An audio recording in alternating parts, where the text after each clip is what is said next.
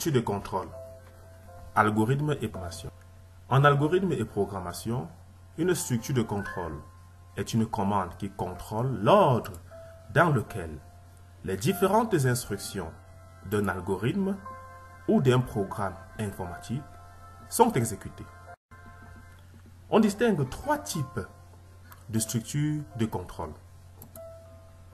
Nous avons la structure alternative ou conditionnelle, la structure itérative ou boucle, la structure séquentielle. La structure alternative ou séquentielle, c'est une structure dont le traitement dépend d'une condition à deux états, vrai ou fausse. Si la condition est évaluée à vrai, alors c'est le premier traitement qui sera exécuté. Si la condition est plutôt évaluée à faux, c'est le deuxième traitement qui sera exécuté. Jamais les deux traitements ne peuvent s'exécuter au même moment.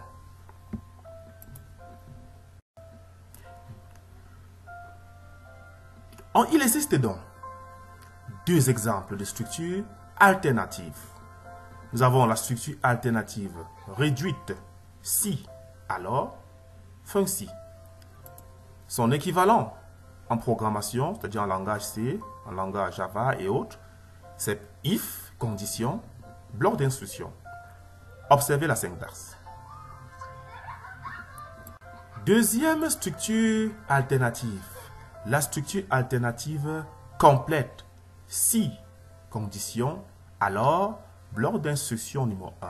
Sinon, bloc d'instruction numéro 2, fin si.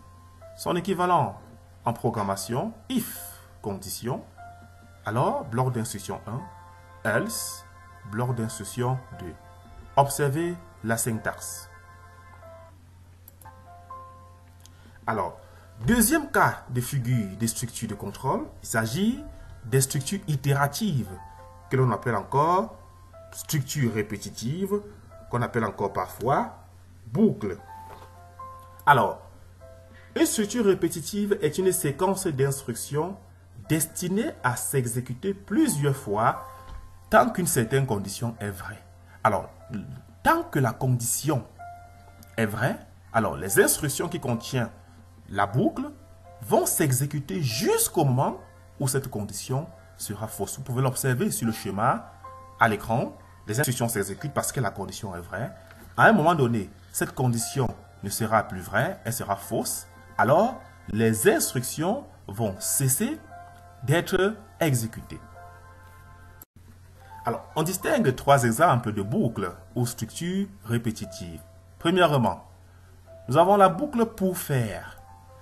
Pour, compteur de valeur initiale à valeur finale, bloc d'instruction, fin pour. Son équivalent en programmation est for, bloc d'instruction.